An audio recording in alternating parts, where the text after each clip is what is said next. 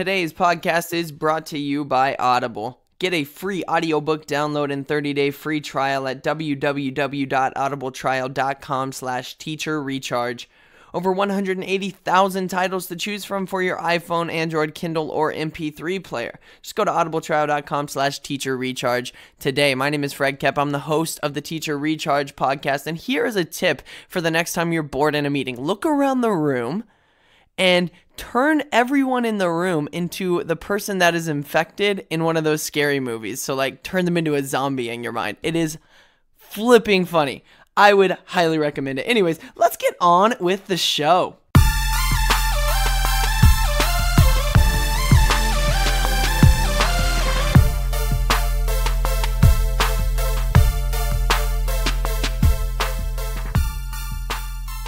Hello everyone, happy Monday to you. It is getting closer and closer to Christmas. You can feel it in the air. The music is the same exact music every single day. But we have a present, an early Christmas present on the show today. Her name is Michelle Ferré. She's a 4th grade math and science teacher in Crofton, Maryland, and she's the creator behind Pocketful of Primary, where she creates digital resources for teachers and shares her life as a teacher through weekly classroom vlogs on YouTube. Now, check this out. She is not only a 4th grade teacher in her 5th year of teaching, but she's an eCoach for her school. She coaches both the Girls on the Run and Hero Boys After School programs, which is like a running program. And she's also earning her master's degree in teaching and learning from Capella University and is expected to graduate in the summer of 2019. AKA, she just completely works her butt off, and she's one of the most impressive people I've ever met in my entire life. You're going to love this interview. So without further ado, let's get to it. Enjoy the interview with Michelle Ferré. Today on the podcast, we have Michelle Ferré. How are you doing today? I am tired because it's a Monday, but I am doing well. Yes, awesome. So you do a lot of things. And in fact, one of the biggest things that I saw is you have your own YouTube channel, which has a crazy following from what I was seeing. And I watched one of your last video. It was fantastic. Great job. But I guess my biggest question, like right off the bat, it's not going to be one that I normally start off with, but there's only 24 hours in a day. How do you do all of this stuff? Yeah, I get that question a lot. It helps that I have always been the type of person who loves going above and beyond, and I feel best when I'm being productive. Like, I wish I could be that person to sit on the couch and like binge watch Netflix, but that has never been me. I'm definitely a workaholic. I love working, and I love working on things that I'm passionate about. So between teaching, doing my YouTube channel, I'm also getting my master's degree currently, and I coach a couple teams and all that good stuff. But for me, those are all things that I love. Now, I've always been fairly good at scheduling my time, and it helps that I don't have a lot of like friends outside of teaching. I know that sounds pathetic, but it's true. So a lot of times, like my nights are dedicated to my life as a teacher. My weekends are dedicated to my YouTube channel and grad school, and then I try to squeeze in, some other things in between, but I definitely am working a lot. But like I said, when I'm passionate about it, it's fun for me. Right. Wow. Well, first of all, that's unbelievably impressive. And then second of all, I kind of just jumped into that. So tell us a little bit about this. You have this YouTube channel. It's called Pocketful of Primary, yes? And then you're also a 4th grade teacher. So what is your favorite part about that whole experience? My YouTube channel kind of started on accident, like in a way. I mean, I didn't accidentally hit like create a YouTube channel, but what it has evolved to be kind of happened on accident. Originally, when I started it, it was truly just a way for me to get out my thoughts, because I had started blogging, but quickly realized that that was just not my jam. I am not the type of person to write out my thoughts. I was much better at explaining them through video. And I had actually had a YouTube channel in college, and it was like fitness based. So once I had gone down the avenue of blogging when it came to teaching, I was like, okay, this is not for me. I immediately went back to YouTube because that had kind of become my comfort when I was in college, and that was something I loved to do. So I decided to make one for teaching. And originally, like I said, it was just to get my ideas out. And then I ended up vlogging, where I basically record my life as a teacher Monday through Friday and then compile it all into one video. And that happened on accident because that was never my plan. I never thought that I was going to have a life interesting enough to actually vlog about it. But I had viewers suggesting like, hey, try vlogging. So I was like, okay, fine. Like I'll give it a shot for a week and see what I think. And as soon as I did that and was able to watch the footage back and basically relive that week of my life, I fell in love with it because I realized that I was able to reflect on my life as a teacher. I was able to reflect on my lessons. I was able to see what went well, what didn't do well, what I needed to improve on. And then I started to be able to make connections between what I was feeling and why I was feeling it. And as a teacher, obviously it's kind of like a roller coaster. You constantly go back and forth between being up and down, up and down. And I was able to start to see what was causing those feelings. And I felt like that then made me a better teacher. So I would say my favorite part is just being able to reflect. And then I basically have this virtual diary of the past like year and a half of my life in the classroom, which not a lot of teachers have. And so for me, that's something special that I can always look back on. First of all, that's a fantastic answer. Wow. My goodness. Really well spoken. And then, my goodness, that's just such a good idea. And then like, they're so professionally done. Like, do you edit the videos yourself? So I do up until very recently. And that kind of goes back to the whole, how do you do it all? You don't. You can never do everything. You can do anything, but you can't do everything. So I edited my videos for the first 2 years and about 2 months of my channel. And I loved the act of editing. I've always been fairly decent at it because like I said, I had prior experience from when I was in college and I had always just enjoyed cinematography and kind of seeing how other people did their videos and then applying that to mine.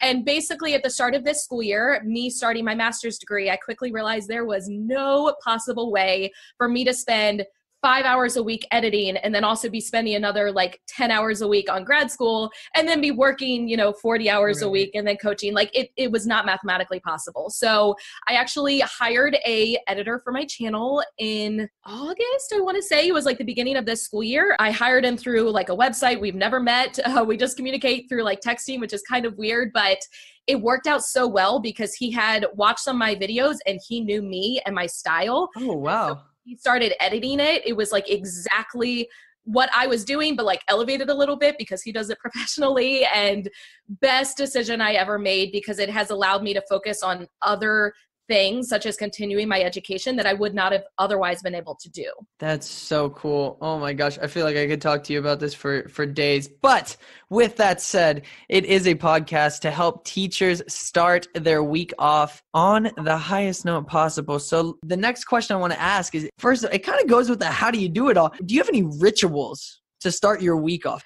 So for me, it starts before Monday. It really starts on the weekend because obviously your weekend is your opportunity to recharge. And one thing that I've discovered throughout the beginning of my teaching career is that you have to fill your own cup before you fill someone else's. So if you are constantly pouring from your own cup to give to other people, there's nothing left for yourself. So before you can give to other people, you have to make sure you are taking time for yourself first. And for me, that is my Sundays. I wish I could say it's all of my Sundays, but right now it's just a part of my Sundays and that's okay. I like to feel a combination of being prepared, but then also relaxing because if I'm not prepared, I can't relax. So I kind of have to prepare first and then I'm able to relax. I always start my Sunday by working out. I work out about 6 days a week. That is a huge stress reliever for me. It's something I'm passionate about. So that is a must. I sleep in, I go work out. I forgot to mention sleeping in. That is a huge thing for me. I do so much throughout the week that on the weekends I just like crash and I definitely sleep in, don't set alarms. I go work out and then I get my planning done. So I will spend a few hours kind of preparing for the week. Sometimes I'm finishing grad school assignments, just depending on what I got done on Saturday and kind of how intensive those assignments were. But I get that done earlier in the day so that then I have my night to relax. So I love to light candles. I love to read books. I love to kind of figure out my to-do list for the week because that's something else that takes the stress off of me. If I have it in writing, what I'm going to accomplish every day of the week, I feel that much better and that much more prepared for the week. I always love to pack my lunch on Sunday night so I don't have to do it Monday mornings. I will figure out what I'm wearing so I'm not rushing down to the dryer on Monday mornings trying to figure out what I'm going to wear and what's clean. And then I strategically schedule my off days for the gym. So I mentioned I go to the gym 6 days a week. So that leaves one day where I don't work out and I strategically plan that for Mondays because Mondays I'm usually pretty tired as I'm feeling right now.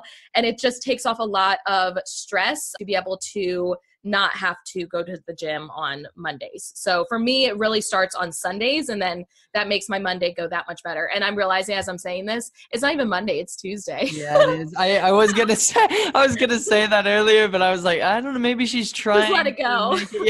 Maybe she's trying to make it sound like it's a live show. No, that's how Mondays start the teacher brain, and then it only gets worse from Mondays through the rest of the week. So Tuesday is that much more tiring than Monday. That's awesome, though. Wow, my good, but that's so respectable. Something that you said that kind of struck my mind is like you like to take a couple of days just to go through it. In college, I don't necessarily.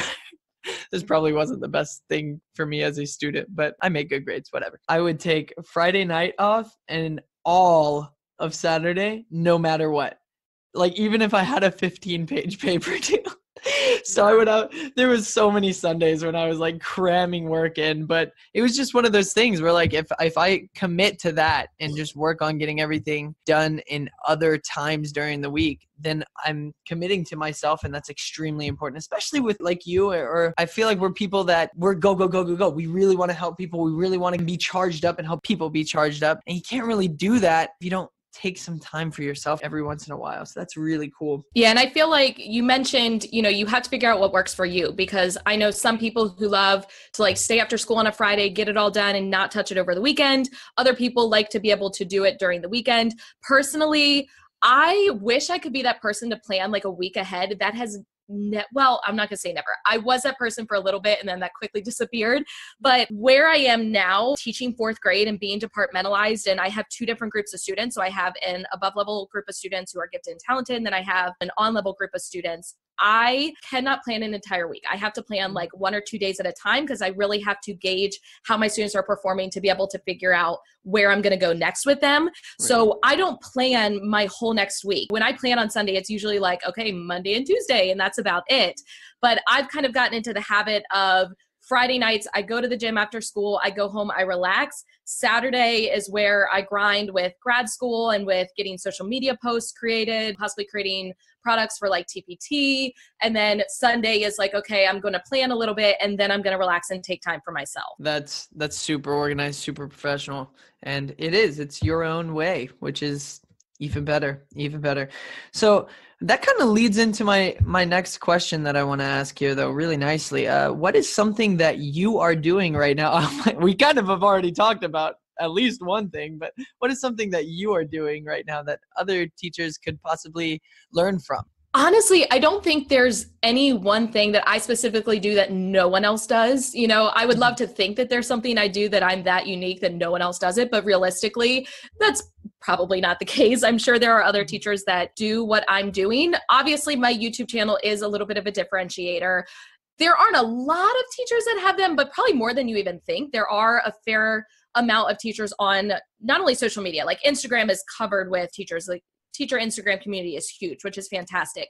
YouTube is a much smaller group, but there's still a fair amount of teachers. I would say the things that kind of define me as a teacher, it's not YouTube, because anyone can pick up a camera and film YouTube videos about teaching. I mean, that doesn't differentiate me. It's more so like who I am as a teacher. So a couple of things that kind of come to mind that personally I feel like just define me. I greet my students at the door every single morning when they come in my classroom. And I think that's something that a lot of teachers may not consider, because then if I'm standing at my doorway, my students are all in the classroom and like, yeah, I kind of have an eye on them, but I'm not like present in the classroom. And I think that scares a lot of teachers. But when I made the transition from being in my classroom, kind of piddling around, doing little tasks, maybe writing my objectives on the board, when I transitioned from that to being in my doorway to greet my students as soon as they come in the doorway, or even before they come in the doorway, as they're going to their lockers, oh my goodness. I mean, in terms of my relationships with my students, it was revolutionary. And now that is my favorite part of the day. I'm not worrying about the lesson plan I have to get done. I'm not worrying about the papers that I have to grade. I am worrying about my students. I'm worrying about giving them a hug, giving them a high five, letting them know that I'm happy they are in my classroom. I'm happy they came to school today. I'm happy to see them. And that truly gives me so much energy to take me through the day. And that's something that I personally think more teachers should do. I think a lot of teachers do it, but I think there's a lot that still kind of have to jump on that bandwagon, and I just say try it, and I promise you will fall in love with it. Another thing for me is focusing on the positives. Believe it or not, because I seem like a really positive person now, I was not always a positive person. Mm-hmm. When I was back in high school, I was actually a huge negative Nancy. Like, I was just constantly negative, and I quickly realized, like, no one wants to be around that. Like, that's just not fun. And yeah, there was the whole like teenage angst in high school, and that was one thing, but I just realized that that was not the person I wanted to be in my life. So I personally made a choice, and I do believe that positivity is a choice that you have to make, and you have to continue to make every single day. I made that choice to be positive for me because it's something that makes me feel happier, and I know it makes the people around me feel happier, and it makes my students feel happier. And as a teacher, sometimes that can be really difficult, if we're being honest, because as much as we would love for teaching to be rainbows and unicorns, that's not the reality of it. There's a lot of tough stuff that comes with teaching. My first year of teaching was really hard, and I was like crying every night. I mean, I was miserable. So I quickly realized that I was not going to be able to keep going on like that the rest of my teaching career, because I was going to end up quitting because I was so unhappy. Right. So I made the choice to really focus on those positives. And if you look for them, you can find them every single day in your classroom. And for me, I would say 99% of the time, those positives come from my students. The little things that they do, the way that they react towards me, the way that they laugh at me or roll their eyes because they think I'm not funny. I love those moments. And so every single day, I love to find something positive that made me smile, that brought a smile to my face, that gave me energy. And if there's something physical, like if it was a note or a picture or whatever, I actually have a box that I keep in my classroom. I put all that stuff in there, and I have that going back to my first year of teaching. And then if I'm having a bad day, I go in there, I pull out, a note from a kid that I taught 4 years ago, and I feel instantly better. And it reminds me of my why I do what I do. And ultimately it comes down to my students, who I love. One other thing that I do that I don't think a lot of teachers do is I stand on tables and chairs when I'm teaching. I love it.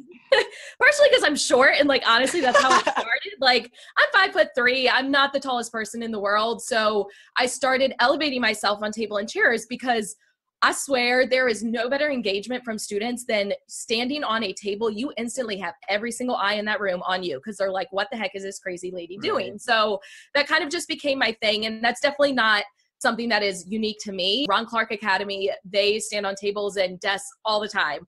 And that's definitely where my inspiration came. And once I tried it for myself, I was like, yes, like this is me. This is what I want to be as a teacher, because it engages my students. They think I'm crazy, which I'm totally fine with. And it gives me energy. And then in return, I'm able to give that to my students. That is flipping awesome. Oh my gosh. I want to touch on just something that you said about if you're looking for the positives, they're actually there. This is something I talk about with my soccer boys too. And in sports psychology, it's really big. But as a coach, what do you coach, by the way? So I'm a coach for our school's Girls on the Run team. So it's a group of 3rd to 5th grade girls, and they train for a 5K over the course of 8 weeks.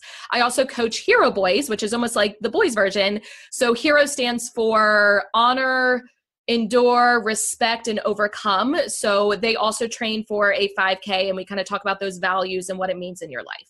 Okay, cool. Well, yeah. Well, so, I mean, especially with running, like it's a big thing. So in sports psychology, we talk about how it's so easy because I'm a soccer coach, if you go down a goal or you go down 2 goals or something, everybody on the team, their head starts, like if you watch it, normal teams, their heads will go down. Just boom. But a championship team is going to look at that situation and react properly and say, look, the end of the game hasn't happened yet. Like, it's not over yet. And it's interesting because you can train your mind to see those positives. So like you said, you went in and you weren't always like that. But you keep going. And now, honestly, one of the most energetic people I've ever had on the podcast. I mean, this is fantastic. And there is something to be said just for training your mind and your brain just to see those positives. And it just makes you a lot happier. Just when you look at things from a positive perspective, you just feel good about life. It could be the worst day ever, but if you find the 2 good things that happen, the 1 good thing that happened, it just makes it a little better, which is amazing. We are going to take a real quick break. Thank a sponsor. We'll be right back.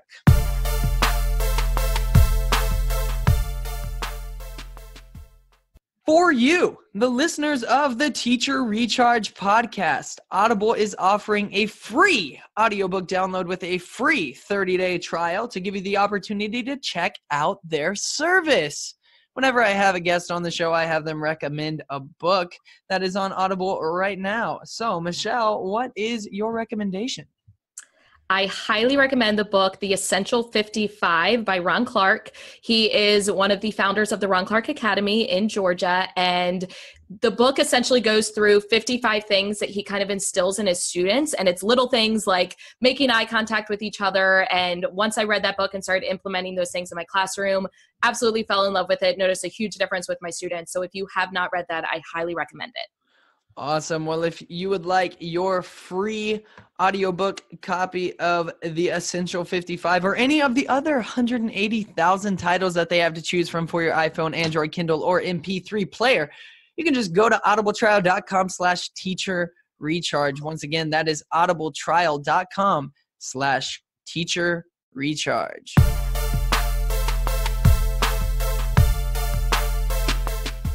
We are back with Michelle Ferré, and it is time for my favorite part of the entire podcast and quite possibly my favorite time of the week. It is story time. So this is the part of the podcast, if this is the first time you've ever listened to us, this is the part of the podcast where I just let the guests give me their best story. So Michelle, what's your best story? I'm going to give you my funniest story, or the funniest thing I think that's happened to me in my career. One of those things that college does not prepare you for. Let's see. Go back to my third year of teaching. I was actually teaching second grade at the time. That's where Pocketful of Primary came from. I used to teach primary. So I was having some issues with my students calling out. So when I would bring them to the carpet to do a whole group lesson, they were just blurting all over the place, and it was driving me bonkers. So I implemented a classroom management strategy that I called blurt beans.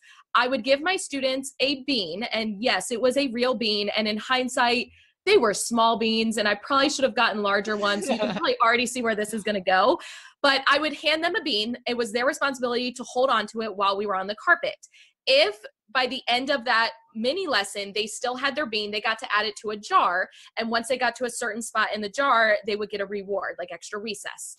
And if they blurted or called out at any point on the carpet, they had to give me their bean. So it was working pretty well. But at the same time, the beans were tiny, and I probably should have seen possible things that could transpire with second graders. So one day I'm sitting there and kids are all up on the carpet. I'm reading a book to them. And all of a sudden I hear, it's stuck. And I don't even have to ask. Like, I know what's stuck. I know the bean is stuck. It's a matter of now, where is it stuck? So I turned to the student, and he actually was sitting on a chair, like right next to me. And I'm like, the bean? He's like, yep. I'm like, okay, where is the bean stuck? And he says, because I'm like, okay, there's a couple different places I could see this getting stuck. He said it was stuck in his ear. Now, my next question is, why was the bean in your ear? And he says, well, I was doing a magic trick. And I'm like, okay, obviously your magic trick was not very successful. But second of all, totally a reasonable thing that a second grader would do when they're given a bean to hold on to for an extended period of time. Okay, got it. Bean is stuck in ear. So then I'm thinking, okay, he says it's stuck, but like, I'm gonna be able to pop this thing out of his ear in like 2 seconds flat. So I'm like, okay, come here. Because at this point, as a teacher, gross things are no longer gross. Like, I've dealt with much worse, so I'm like, okay, I'll dig in this kid's ear. No big deal. Comes over, I start trying to get the bean out of his ear. And all of a sudden I'm like, oh my gosh, this kid's going to go home with this bean still in his ear, because I could not get it out. And I was surprised because like I have fairly decent small fingers, and like I have nails, and I was trying to use that. This bean was not budging. So I'm like, oh my gosh, how am I going to explain this to his parent? So I'm like, okay, I'm going to send him to the nurse. Like, let's see if she's got any tricks up her sleeve and she can get this bean out. So then I start thinking, how do I even word this on the nurse slip? Like, bean stuck in ear, don't ask. So I read it on there, briefly try to explain, and I was just like, call me if you have any questions. Sent him down to the nurse. Probably about 15 minutes went by. He comes back holding a plastic baggie with his bean in it. She was able to get it out. Hallelujah. And I was just like, okay, like, dodge that bullet. But then I'm like, I'm going to have to write an email to this kid's parent, because there's no way, like, I'm having him go home and try to tell the story. Like, I need to set the facts straight. So I emailed her. Thankfully, I had a really good relationship with his mom. Like, she would come in my room and volunteer, and like, I loved her. So I'm like, look, please don't think any less of me as your kid's teacher, but here's what happened today. I explained it to her. I just remember her responding. She was like, yep, that's my kid. Like, totally understand. But she ended up finding this song on YouTube, and it's called Beans in My Ears or something like that. And I just remember her sending me that link at like 10 o'clock at night, and I was cracking up. And the rest of the year, whenever I would see that kid, I would sing that song to him. Oh my gosh, that is awesome. Also, if you don't think I'm going to put a link to that song in the description, you have another thing coming. It is going to be there. Oh my gosh, I love it. And it's a great idea.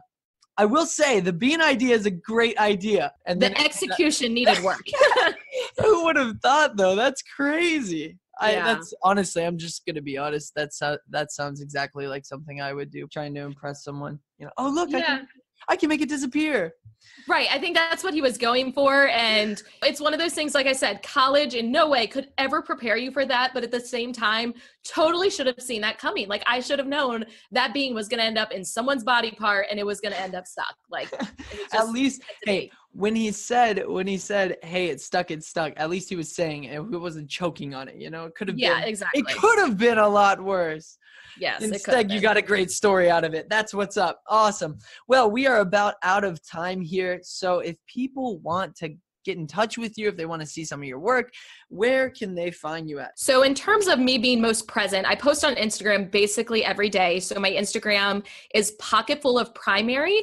It's all one word, but Pocketful only has one L. So POCKETFULOF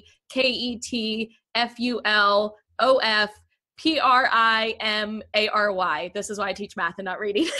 But on Instagram, it's Pocketful of Primary. I post on there most frequently, and I post stories and all that good stuff. YouTube is also Pocketful of Primary, but it has spaces. So Pocketful space of space primary. I post weekly vlogs. They go up every Sunday, and it just kind of documents my life as a teacher. And I do have a Facebook as well. It's also under Pocketful of Primary, but I basically just post on there as like, hey, I have a new video. So best place to find me would either be Instagram or YouTube. And then you can always reach out to me through email at pocketfulofprimary@gmail.com. Sweet. Well, we will put links to all of those on the description. It has been a wonderful interview. I really appreciate you coming on the podcast, and so do the listeners. Thank you so much. No, thank you for having me. This was fun.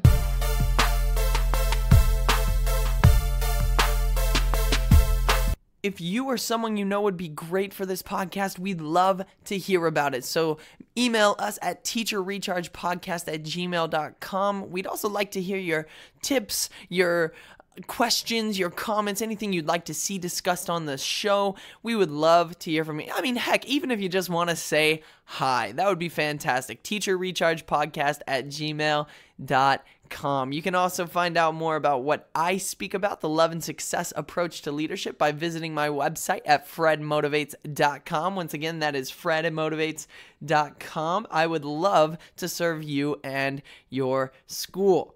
Well, hey, I hope you have a wonderful, wonderful Monday. Go out and be bold. Bye.